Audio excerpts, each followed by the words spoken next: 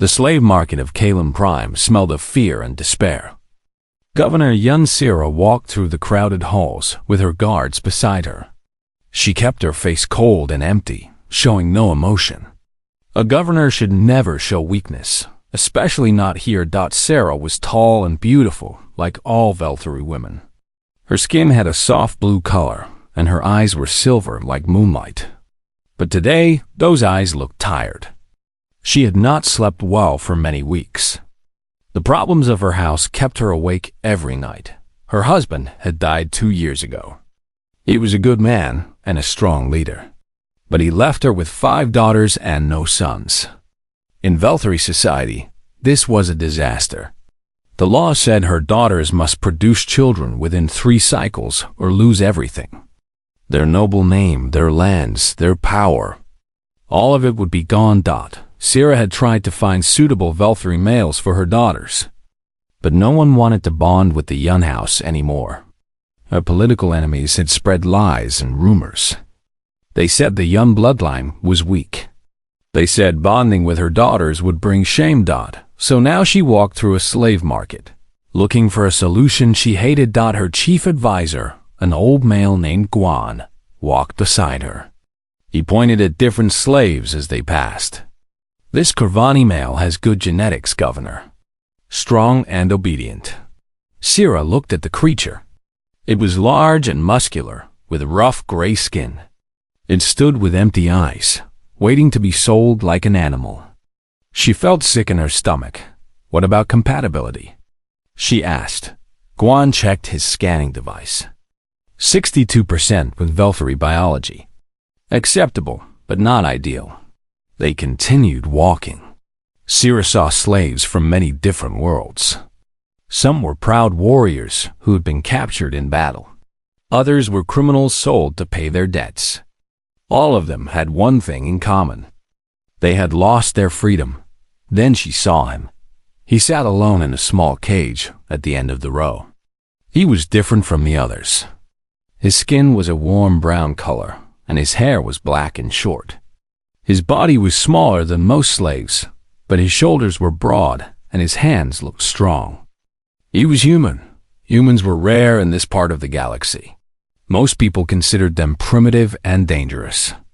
They came from a small planet called Earth, far away in an outer system. 20 years ago, the Velthari had conquered human space in the Helix War. Now humans existed only as slaves or refugees. Sira had never owned a human before. She had heard stories about them. They were emotional and unpredictable. They formed strange attachments. They fought even when they could not win. That one, she said, pointing at him. Guan looked shocked. Governor, surely you cannot be serious. A human? They are barely civilized. The scandal alone would destroy what remains of your reputation. But Sira was already walking toward the cage. The human looked up at her. His eyes were dark brown, almost black. They held something she did not expect to see. Intelligence, awareness, and strangely, no fear. Scan him, she ordered. Guan sighed and raised his device. After a moment, he made a sound of surprise. This is unusual. His genetic compatibility with Velthari biology is 94%. I have never seen such a number. Sira felt her heart beat faster. 94%. That was almost unheard of. Children from such a match would be strong and healthy. They would carry the young bloodline forward. What is your name? She asked the human. He stood up slowly. He was not as tall as Velthari males, but he carried himself with quiet dignity. Pakteho, he said. His voice was calm and steady. You were captured in the war? I was an engineer on a transport ship. We were bringing medical supplies to a refugee station. Your fleet destroyed the station and took the survivors as slaves. He spoke without anger, just stating facts. Sira felt uncomfortable under his gaze. She was used to slaves who trembled and begged. This human simply looked at her as if she was just another person. I will buy him, she told Guan. The purchase was completed quickly. The slave merchant seemed happy to get rid of the human. "He is trouble," the merchant warned. "He does not break easily. I tried many methods." Sira ignored him. Her guards put chains on Teho's wrists and led him to her transport ship. During the journey back to her estate, she sat across from him in silence. He looked out the window at the passing landscape, his face thoughtful. When they arrived at the Yun estate, Sira took him to a small but clean room in the servant quarters. It had a bed, a washing area, and a window with a view of the gardens. It was simple but comfortable. Taiho looked around with obvious confusion. "This is not a slave cell," he said. "No, it is not." Sira stood in the doorway, watching him. "You will be fed well and treated fairly. I do not believe in unnecessary cruelty." "Then what do you believe in?" he asked. The question surprised her. No slave had ever spoken to her this way. She should punish him for his boldness. But instead, she found herself answering honestly. "Survival. My house is dying. My daughters need children, or we will lose everything we have built for generations. You have the genetics to help them." Teho was silent for a long moment. His face showed no shock or disgust, only thought. Then he asked a question that Sira would remember for the rest of her life. "Will they have a choice?" Sira opened her mouth to respond, but no words came out. In Valkyrie society, daughters did what their mothers commanded. That was the way of things. No one questioned it. But this human, this slave with chains on his wrists, was asking about her daughter's consent. "Why do you ask this?" she said finally. Taiho looked at her directly. "Because I was taken from my home without choice. I was sold without choice. Everything in my life now happens without my choice. If I am going to help bring children into this world, I need to know they will have what I do not. The ability to choose their own path." Sira stared at him. In that moment, she understood why humans were considered dangerous. It was not their strength or their violence. It was their ability to make others question everything they believed. She left without answering his question. But that night, as she lay in her bed unable to sleep, his words echoed in her mind. "Will they have a choice?" For the first time in her life, Governor Yunsera was not sure what the right answer was. The 5 daughters of Governor Yunsera stood in a line in the great hall. They wore their finest clothes and their faces showed various emotions: confusion, curiosity, anger, fear. Teho stood before them with his hands folded behind his back. The chains were gone now. Sira had ordered them removed that morning.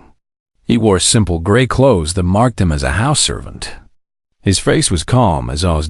Hana was the eldest daughter at 28 years. She had her mother's silver eyes and a proud way of holding her head high. When she looked at Teho, her lip curled with disgust. "A human," she said. Her voice was cold like winter wind. "Mother, you cannot be serious about this.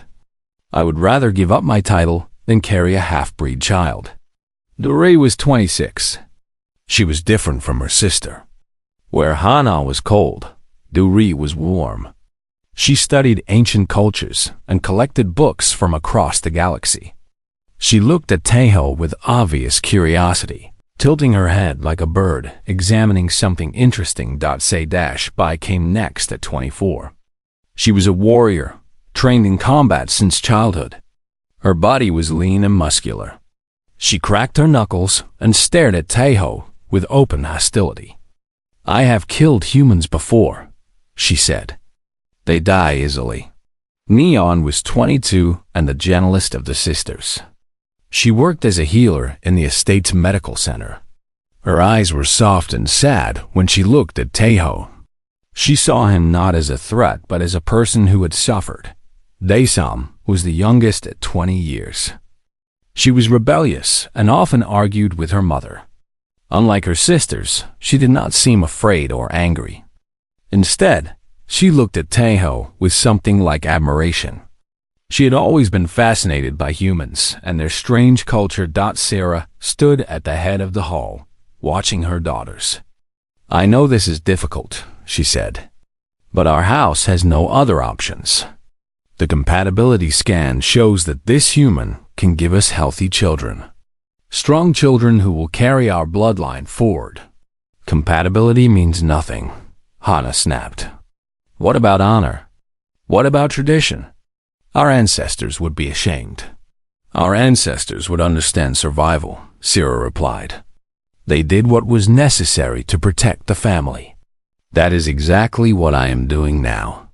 The argument continued for many minutes. Tejo stood silently through all of it, letting them discuss him like he was not there. Finally, Sabai stepped forward with fire in her eyes.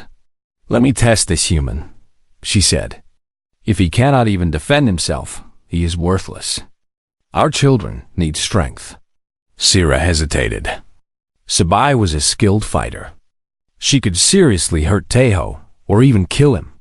But she also knew that refusing would only make things worse.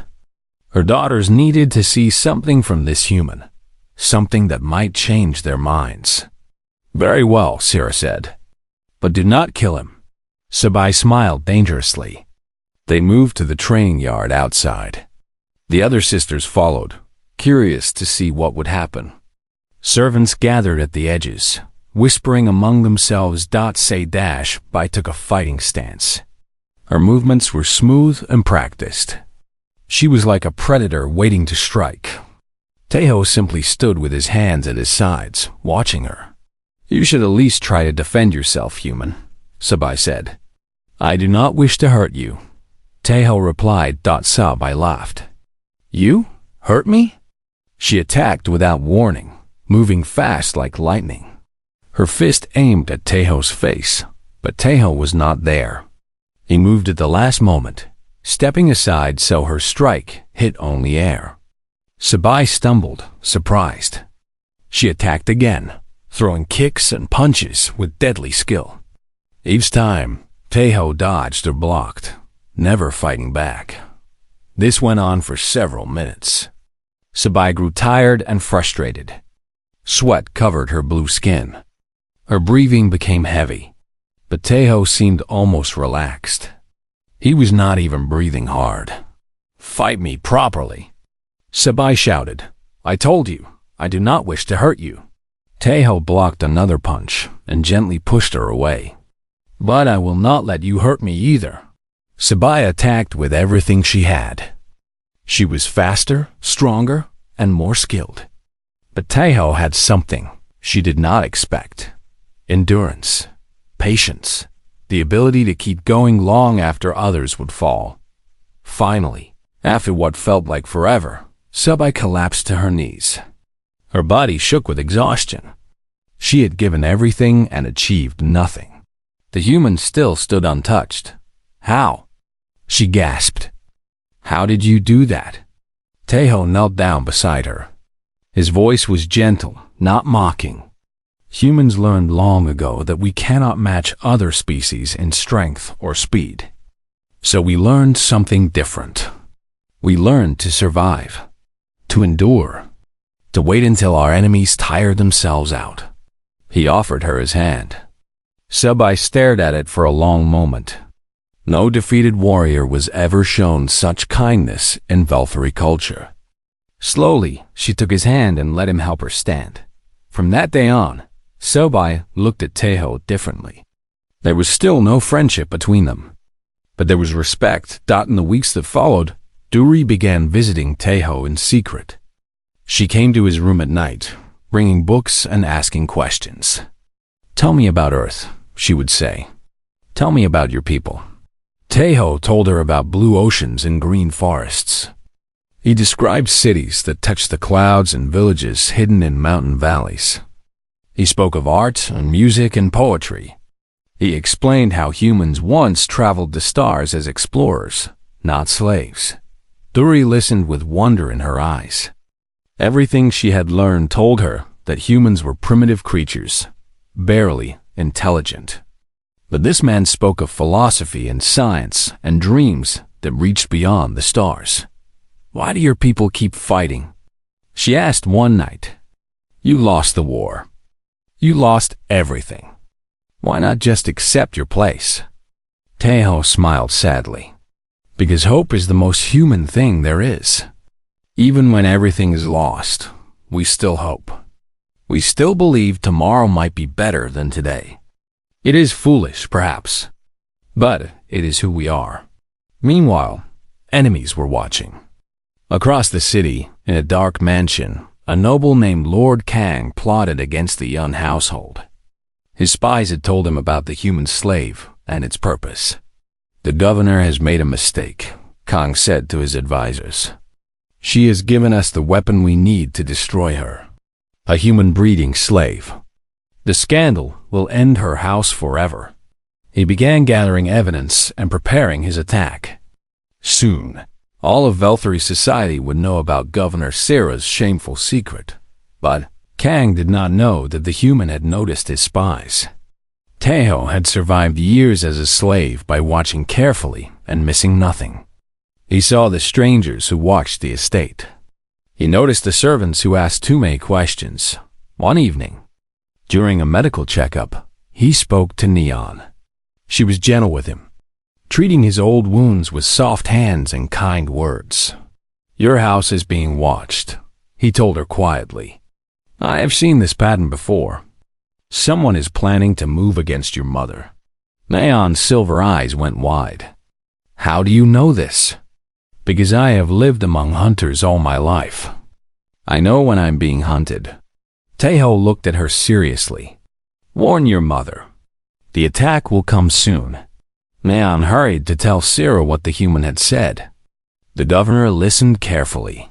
She had survived in politics long enough to know that such warnings should not be ignored. But even she did not realize how much danger they were truly in. The water purification system had been broken for 3 months. Engineers from across the colony had tried to fix it. None of them succeeded. The people of Kalen Prime were beginning to suffer. Clean water was becoming rare and expensive. The poor neighborhoods had started to see sickness spread. Governor Sera stood in the engineering bay, watching another team of Velthari experts argue about the problem. They pointed at screens and shouted at each other. Nothing was getting done. Taeho entered the room quietly. He had not been invited, but no one stopped him. Over the past weeks, people had started to treat him differently. He was still a slave, but he was a slave who had earned some respect. He walked to the main control panel and studied it silently. The engineers ignored him at first. What could a human possibly understand about Velthari technology? "The problem is in the filtration matrix," one engineer said loudly. "We need to replace the entire system. That would take 6 months and cost millions," another replied. "The governor cannot afford that."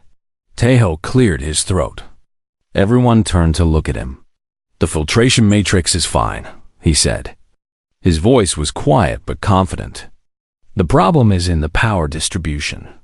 Your system is sending too much energy to the secondary pumps and not enough to the primary purifiers. It is a simple calibration error." The engineers stared at him in shock. One of them laughed. "You expect us to believe a human understands our technology better than we do?" "I was a starship engineer before I was a slave," Taeho replied calmly. "I maintain systems far more complex than this one. May I show you?" Sera nodded her permission. Taeho moved to the control panel and began making adjustments. His fingers moved quickly and surely. Within minutes, lights that had been red turned green. The humming of machinery grew stronger and steadier. On the display screens, water purity levels began to rise. The engineers watched in stunned silence as months of problems disappeared in less than an hour. "It should work properly now," Taeho said. He stepped back from the controls. "You may want to check the calibration every few weeks to prevent the same problem from happening again." Governor Sera looked at him with new eyes. This human was not just genetically compatible. He was genuinely valuable. What else can you do? She asked. Te-Ho thought for a moment. Many things. I can repair broken machines. I can improve systems that work slowly. I can build things from nothing if given the right materials. He paused. But I will need access to your engineering workshops. And I will need to not be treated as a slave while I work. It was a bold request. No slave had ever asked for such things. But Sira was a practical woman. She recognized opportunity when she saw it. You will have what you need, she said. Word spread quickly through the colony. The human slave had fixed what Velthari experts could not. Some people were impressed. Others were embarrassed and angry.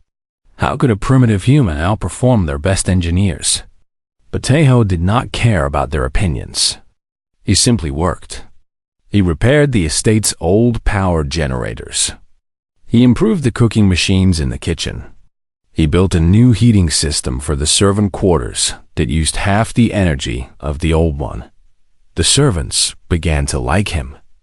He was kind to them, always saying please and thank you. He remembered their names and asked about their families. In a society where slaves were invisible, Te-Ho treated everyone with dignity. The daughters watched all of this with changing hearts. Neon was the first to truly open up to him. She continued her medical visits, but now she stayed longer. They talked about healing and kindness and the desire to help others. She discovered that Te-Ho had trained as a medical helper during the war, caring for wounded soldiers on both sides. You helped Velthari soldiers? She asked, surprised. But they were your enemies. Wounded people are just wounded people, Te-Ho said. They feel the same pain. They cry for their mothers the same way. I could not let them suffer just because we were on different sides of a war. Neon felt something warm growing in her chest. This human had a good heart. Perhaps better than many Velthari she knew. Duri's nighttime visits became more frequent. She no longer just asked questions about Earth. Now she asked about him, his childhood, his dreams, the family he had lost. Te-Ho spoke of his parents, both killed when the Velthari fleet bombed his home city. He described his younger sister, who he had lost in the chaos of the refugee camps. He did not know if she was alive or dead. Do you hate us? Duri asked one night. For what we did to your people? Te-Ho was quiet for a long time. I hated once. Hate kept me alive when nothing else could. But hate is like a fire. It burns bright, but eventually it burns out, leaving only ash. He looked at her gently. I do not hate you, Duri. I do not hate your sisters or your mother. You did not start the war. You were just born into the world it created, same as me. Duri felt tears in her eyes. She had never met anyone who could forgive so much. Daesam, the youngest, was bolder than her sisters. She did not visit in secret. She came openly, sitting in Te-Ho's workshop while he worked, asking questions and making jokes. Teach me to build things, she said one day. Why? Te-Ho asked, surprised. Because I am tired of being useless. My sisters are a warrior, a scholar, a healer. Hana will inherit mother's position. But what am I? Just the youngest daughter with nothing to offer. She looked at his tools with hungry eyes. I want to create something with my own hands. So Te-Ho taught her. He showed her how machines worked, how to read engineering drawings, how to solve problems step by step. Daesam learned quickly. She had a natural talent that had never been discovered because no one had thought to look. Even Sabai began spending time with him. After their fight, she had started coming to the training yard at the same hour each day. At first, they simply exercised near each other without speaking. Then Sabai asked him to spar with her again. This time was different. Te-Ho did not just defend. He taught her human fighting techniques, ways of moving that used an enemy's strength against them. Seba had never learned anything from an outsider before. Her pride struggled against her curiosity. Curiosity won. Only Hana kept her distance. She watched from windows and doorways, always observing, never approaching. Her face remained cold and unreadable. But Taeho noticed that she watched more often as the weeks passed. Through all of this, Taeho never pressured any of them. He never made romantic advances or spoke of the original purpose for which he was bought. He simply existed among them, working hard, being kind, showing them a side of humanity they had never imagined. One evening, Governor Sira called Taeho to her private office. She poured 2 glasses of wine and offered one to him. It was an extraordinary gesture. Sharing wine with a slave was almost unthinkable. "My daughters are changing," she said. "Because of you. People change when they see something new," Taeho replied. "I have only shown them that humans are not what they believed." Sira studied him carefully. "What do you want, Park Taeho? Truly want?" He considered the question seriously. "I want to stop being afraid. I want to wake up each morning knowing I will not be sold or beaten or killed. I want to matter to someone." He met her silver eyes. "I want to belong somewhere." Sira felt something unexpected. Sympathy. This human, who had every reason to be bitter and angry, only wanted what everyone wanted: safety, purpose, love. "You are not like other slaves I have known," she said. "No," Taeho agreed. "I am not.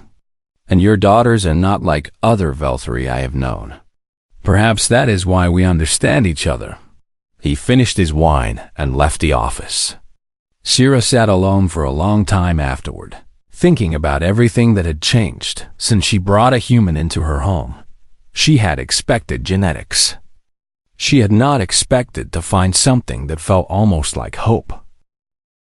The tribunal hall was filled with hundreds of Velthari nobles. They sat in curved rows that rose like waves toward the ceiling. Their silver eyes watched hungrily, eager for scandal and destruction. At the center of the room stood Governor Yun Sera and her 5 daughters. Behind them, in chains once again, stood Taeho. Lord Kang stood at the accuser's platform. He was a large Velthari male with cold eyes and a cruel smile. He had waited months for this moment.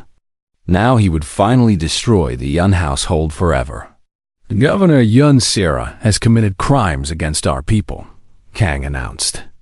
His voice echoed through the hall. "She has purchased a human slave not for labor, but for breeding. She intends to pollute her noble bloodline with primitive human genetics. This is betrayal of everything our ancestors built." Murmurs spread through the crowd. Some nobles looked disgusted. Others looked excited, eager to see a powerful house fall. Sira stood tall and kept her face calm. But inside she felt fear gripping her heart. Everything she had built, everything her family had achieved for generations, was about to crumble. Kang continued his attack. "The evidence is clear. Multiple witnesses have seen the human interacting with the governor's daughters in inappropriate ways. He has been given freedom to walk the estate without chains. He has been treated as a guest rather than property." He turned to face the crowd. "I ask for the immediate dissolution of House Yun.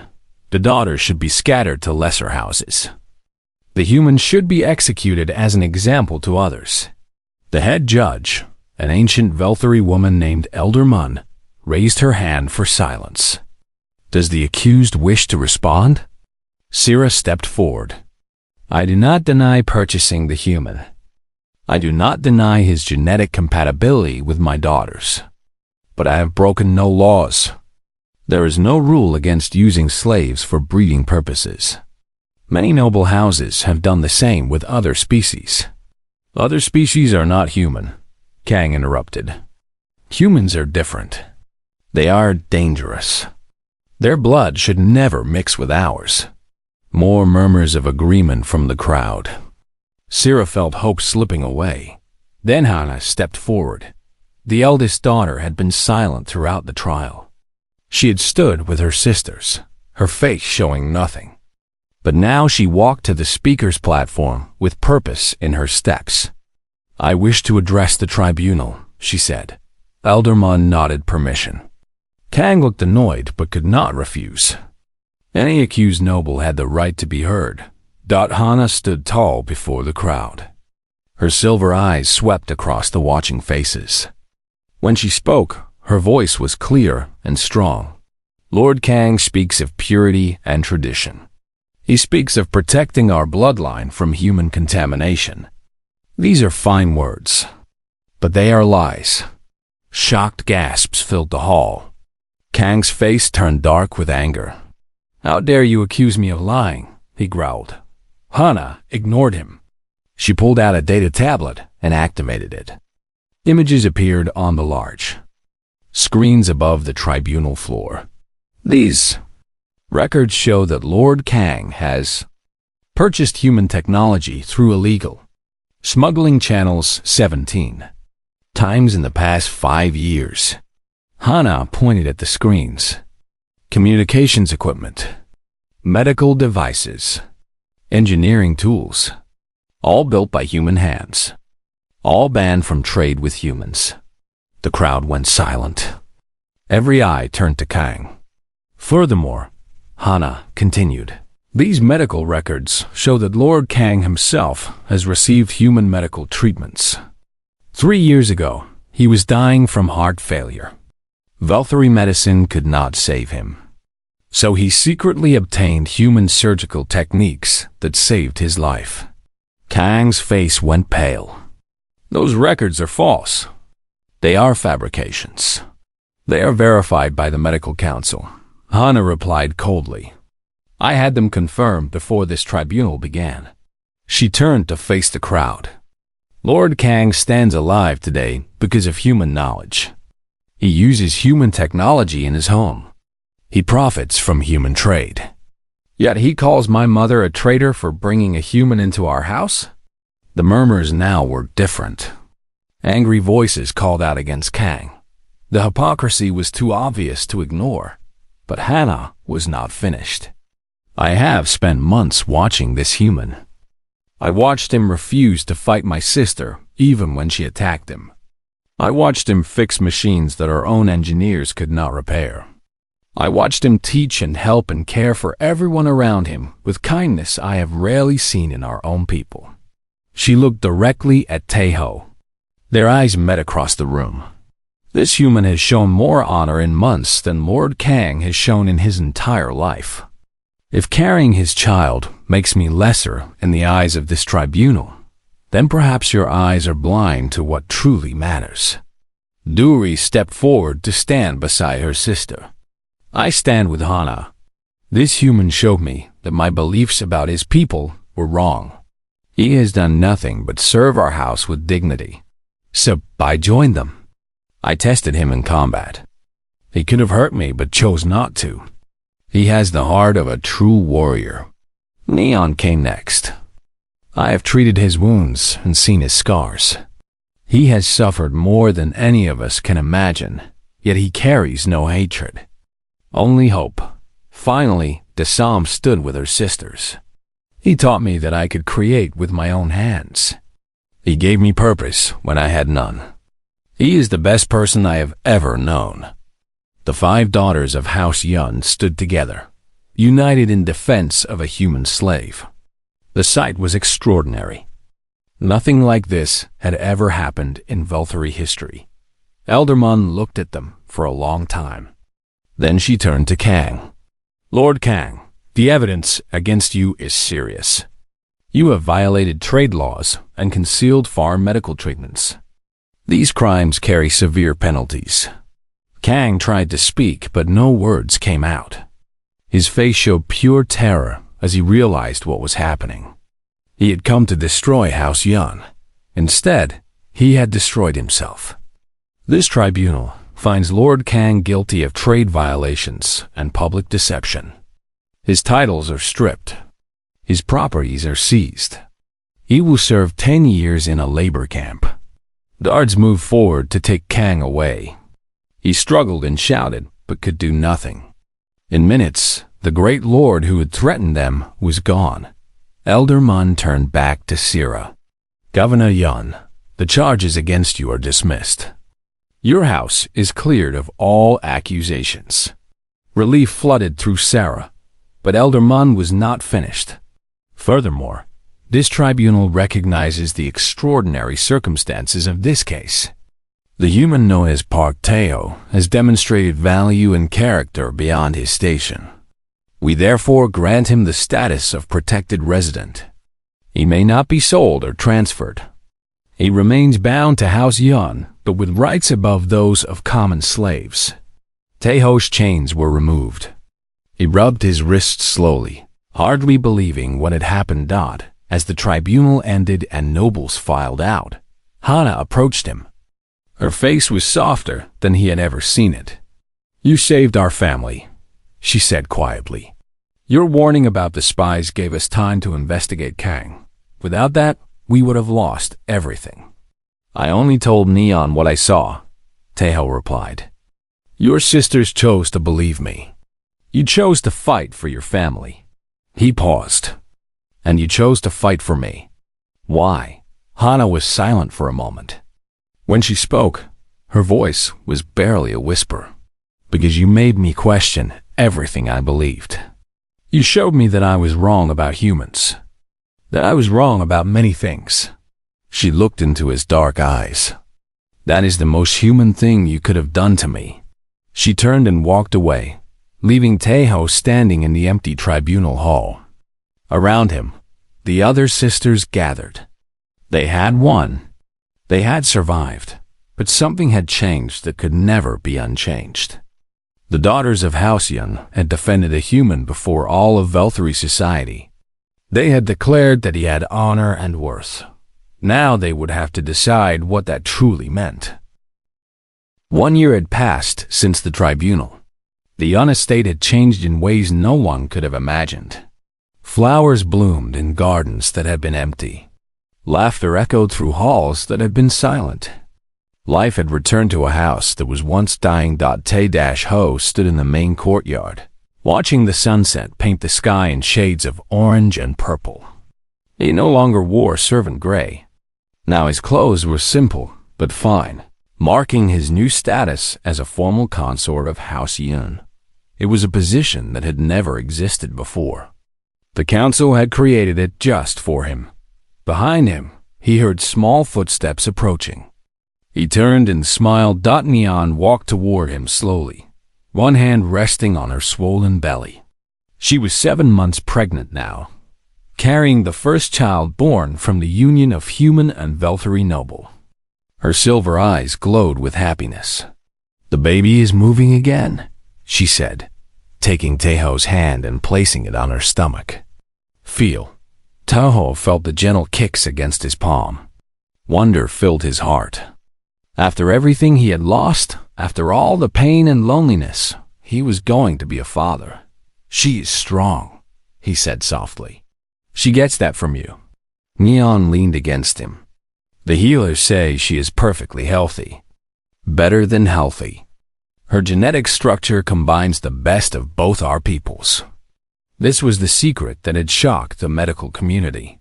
The children born from human Velthary unions were not weak or flawed.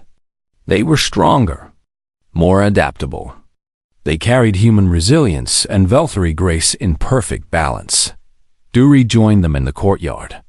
She too was pregnant, though only 4 months along. She carried a stack of books under her arm, as always. "I have been reading about human pregnancy traditions," she said excitedly. "Did you know that humans sing to their babies before they are born? The children can hear music through the womb." Teho laughed. "My mother sang to me every night. Old songs from our homeland. I still remember them. Will you sing to our children?" Duri asked hopefully. "Every night," he promised. Dasam came running from the engineering workshop, grease staining her hands and excitement on her face. She had grown so much the past year. No longer the restless youngest daughter with nothing to offer. She had become a skilled engineer in her own right. "Teho, come see what I built," she called out. The new water recycling system is finished. It works even better than we planned. She was not pregnant yet, but she had chosen to bond with Taeho 3 months ago. They were waiting until her engineering certification was complete. Dasam wanted to achieve something on her own merit first. I will come see it after dinner. Taeho promised. Say-by did not join them in the courtyard. She was far away, traveling across Velthury space as a warrior ambassador. After the tribunal, she had found a new purpose. She spoke to councils and governments about human rights. She argued that humans should be treated as equals, not slaves. It was dangerous work. Many powerful people hated what she represented. But Sci-Fi had never been afraid of a fight. She sent messages home every week. In her last one, she had written, "I freed 12 human slaves today." When they asked why a Velthury noble would help them, I told them about a man named Park Taeho. I told them that he taught me what true strength looks like. Hana was the last to arrive in the courtyard. The eldest daughter had changed more than anyone. The cold pride that once defined her had melted into something warmer. She still carried herself with dignity, but now there was softness in her silver eyes. She walked to Taeho and stood before him. The sunset light made her blue skin glow like sapphire. "I need to tell you something," she said. Taeho waited. Hana took a deep breath. "When Mother first brought you here, I hated you. I hated what you represented. I thought you would destroy everything our family had built." She paused. "I was a fool. You were protecting your family," Taeho said gently. "I understood that. No, let me finish." Hana took his hands in hers. "You did not destroy our family. You saved it. Not just at the tribunal. Every day since you arrived, you made us better. You made me better." Tears formed in her silver eyes. Hana, who never cried, was crying now. "I love you," she said. "I have loved you for months but was too proud to admit it. I was afraid that loving a human made me weak. But I understand now that loving you is the strongest thing I have ever done." Taeho pulled her close and held her. Around them, the other sisters watched with happy tears of their own. "I love you too," he whispered. "All of you. You became the family I thought I had lost forever." Governor Sarah watched from a window above the courtyard. She had grown old in the past year, her duties weighing heavily on her shoulders. But watching her daughters, seeing them happy and loved, made her feel young again. Her advisor Guan stood beside her. "Who would have believed it?" he said. "A human slave becoming the heart of our house." "I believed it," Sarah replied. "From the moment he asked if my daughters would have a choice. No slave had ever cared about such things. I knew then that he was different." She thought about the question everyone had been asking since the tribunal. The title of this story the people whispered across the colony. Until what? She finally understood the answer. Until the daughters chose for themselves. Until a human showed them that love was not weakness. Until an enemy became family. Until everything they believed was proven wrong in the most beautiful way. In the courtyard below, children would soon play. Children with their father's dark eyes and their mother's blue skin. Children who carried two worlds in their blood. They would grow up knowing that they were born not from obligation, but from love. Taeho looked up at the first stars, appearing in the evening sky. Somewhere out there was Earth, the home he would never see again. But he no longer felt the pain of that loss. Home was not a place. Home was the people who loved you. He had come to this world as a slave, worth nothing more than his genetics. He had been purchased like livestock, expected to serve and then be forgotten. Instead, he had found something precious. 5 women who saw past his species to the person beneath. A mother who learned that tradition matters less than truth. A house that became a family. The galaxy still looked at humans as primitive and dangerous. But here, On this small world, something new was growing. A seed of change that would spread across the stars. Because that was what humans did. They survived.